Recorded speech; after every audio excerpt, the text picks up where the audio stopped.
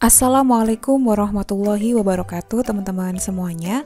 Setelah sebelumnya kita sudah membahas tentang bagaimana wasiat dan juga hibah dalam Islam, maka kesempatan kali ini kita akan lebih khusus membahas tentang wasiat wajibah. Nah, sebenarnya wasiat wajibah ini apa?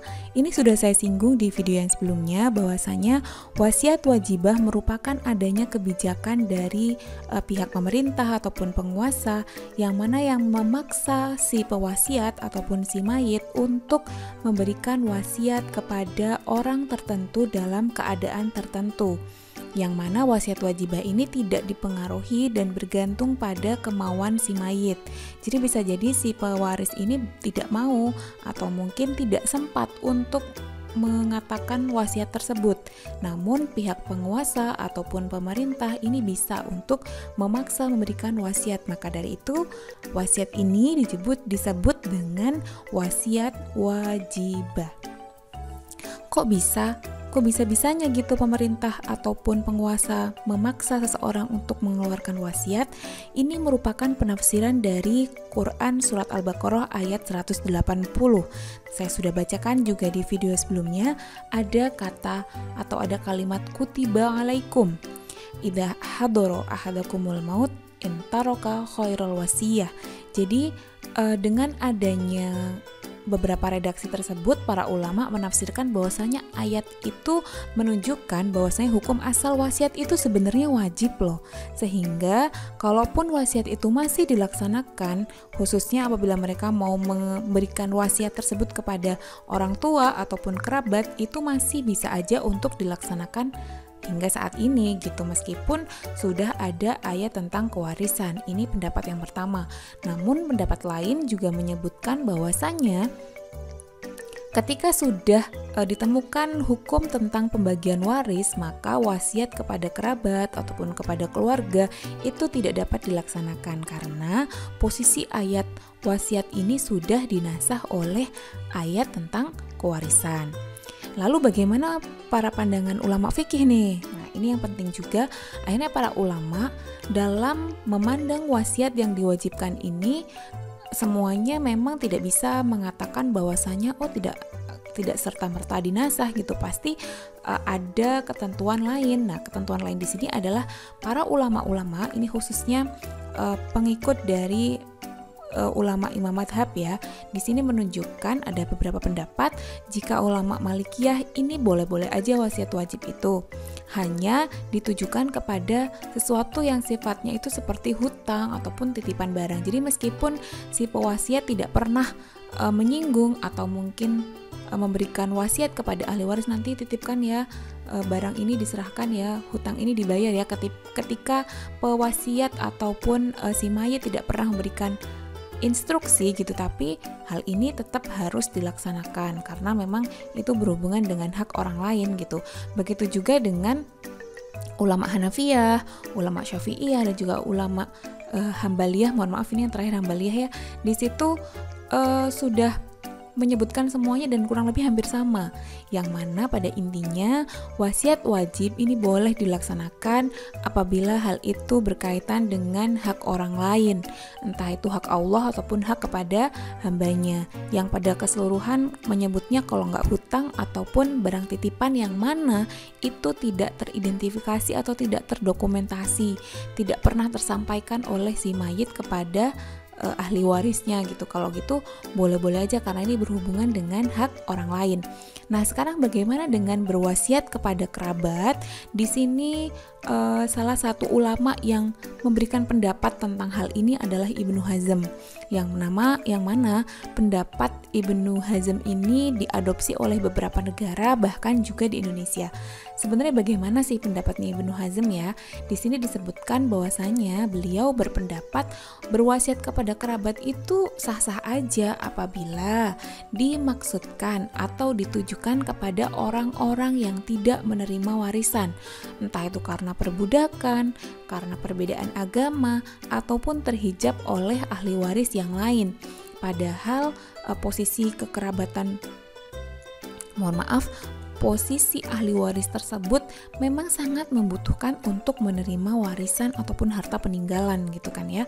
Nah, kerabat ini ternyata juga dibatasi oleh Ibnu Hazm. Tidak semua kerabat yang bisa menerima wasiat dari si mayit, yang mana kerabat di sini hanya dibatasi kepada golongan furu saja, atau orang-orang yang memiliki pertalian darah dengan golongan ke bawah gitu loh. Jadi hanya anak, cucu, ila akhirih gitu, tidak bisa ke samping ataupun ke atas. Itu yang diijtihadkan oleh Ibnu Hazm. Kemudian lebih lanjut, Ibnu Hazm tidak memberikan keterangan yang lebih jelas gitu, hanya berapa yang mau dikasihkan itu dipertimbangkan sesuai dengan kebutuhan, kondisi, dan juga ketulusan si mayit jika beliau masih ada, maksudnya si pewaris kalau memang masih ada, dan kalau tidak ada memang harus disesuaikan dengan kondisi dan kebutuhan si penerima wasiat. Dan juga perlu diingat bahwasannya kadar maksimal yaitu 1/3, sehingga meskipun ini wasiat kepada kerabat tidak boleh melebihi kadar ataupun batas maksimal wasiat yaitu 1/3.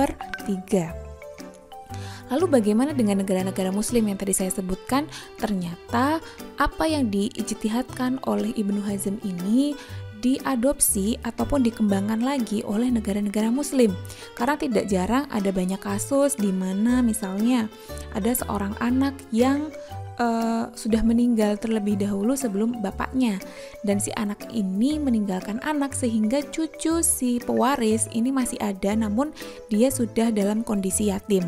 Nah, dalam kondisi seperti inilah yang diijtihadkan oleh beberapa negara muslim, seperti salah satunya adalah Mesir, kemudian Maroko, Tunisia, dan Kuwait. Meskipun jatuhnya dalam perundang-undangan itu sangat berbeda, tidak sama antara satu negara dengan negara yang lain. Seperti misalnya untuk Maroko, di sini hanya dibatasi oleh keturunan laki-laki saja. Kemudian Tunisia tidak membedakan laki-laki ataupun perempuan, akan tetapi hanya dibatasi pada generasi pertama. Jadi hanya cucu saja. Kalau cicit atau mungkin bawahnya lagi itu sudah tidak bisa menerima wasiat wajibah. Kemudian Kuwait juga membatasi bahwa ini hanya kepada laki-laki, sedangkan Mesir tidak menyebutkan secara jelas laki-laki atau perempuan, namun yang ditekankan adalah tidak boleh melebihi dari 1/3. Lalu bagaimana dengan negara kita Indonesia? Ternyata Indonesia punya cara tersendiri untuk mengadopsi apa yang dipikirkan oleh Ibnu Hazm, yang mana pada pasal 209 kompilasi hukum Islam ini mengatur tentang kewarisan anak angkat dan orang tua angkat. Jadi jikalau di negara-negara muslim tadi wasiat wajibah itu ditujukan kepada cucu-cucu yang tidak mendapatkan warisan karena terhalang oleh paman, karena bapaknya sudah meninggal, di Indonesia beda lagi. Di Indonesia wasiat wajibah ditujukan kepada anak angkat dan orang tua angkat yang memang secara hukum, baik itu hukum Islam ya khususnya, tidak mendapatkan warisan. Maka disiasati, diijtihadkan bagaimana supaya mereka juga tetap mendapatkan kemaslahatan, kesejahteraan, akhirnya menggunakan wasiat wajibah tersebut dengan memberikan wasiat yang tidak boleh lebih dari 1/3 untuk orang tua angkat dan juga anak angkat. Contohnya nih ya, kita berarti ada 2 contoh. Yang pertama adalah versi fikih yang diadopsi oleh negara-negara muslim. Nah, ini contohnya berarti ada suami istri. Laki-laki kita gunakan segitiga, perempuan kita gunakan lingkaran. Yang mana meninggalkan 2 orang anak, laki-laki semua nih. Tapi yang berwarna merah ini sudah meninggal di tahun 2000, sedangkan si ibu meninggal pada tahun 2002. Otomatis anak ini udah meninggal duluan kan, meninggalkan 1 cucu yang masih hidup. Nah, dalam kondisi inilah wasiat wajibah berfungsi. Kalau kita mengikuti apa yang digariskan oleh fikih gitu kan ya, harusnya si cucu laki-laki ini akan terhijab oleh pamannya. Namun jika ada wasiat wajibah, maka si cucu yang masih hidup ini mendapatkan 1/3 maksimal ya, maksimal 1/3 dari harta peninggalan si mayit, baru kemudian dibagi sesuai dengan fikih mawaris. Tujuannya adalah yaitu tadi, tidak meninggalkan generasi dalam kondisi miskin, karena kita tidak pernah tahu, bisa jadi paman ini belum tentu akan menanggung kesejahteraan si cucu, itu kan belum pasti. Maka wasiat wajibah ini ada untuk menanggulangi hal-hal tersebut. Versi Indonesia, nih yang beda. Kalau versi Indonesia tadi, misalnya ada suami istri nih, kemudian meninggal di tahun 2002, meninggalkan 2 orang anak, yang satu anak angkat, yang satu anak kandung. Kalau anak kandung ya otomatis dia bisa mendapatkan asobah gitu kan ya. Akan tetapi sebagai anak angkat, dia tidak bisa mendapatkan hak waris. Nah, di Indonesia diijtihadkan bagaimana kalau misalnya si anak angkat ini mendapatkan wasiat wajibah dengan maksimal bagian 1/3. Setelah dikasihkan kepada si anak angkat, baru dibagi secara fikih mawaris. Misalnya punya anak kandung ya berarti asobah. Kalau masih ada saudara atau mungkin masih ada bapak dan ada ibu, mungkin itu akan berbeda lagi perhitungannya.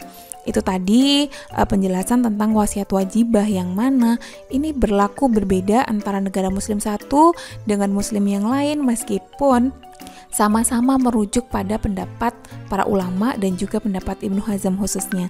Demikian mengenai wasiat wajibah. Semoga bisa dipahami. Jangan lupa bisa ditanyakan apabila ada pertanyaan di kolom komentar. Kita akhiri. Wassalamualaikum warahmatullahi wabarakatuh.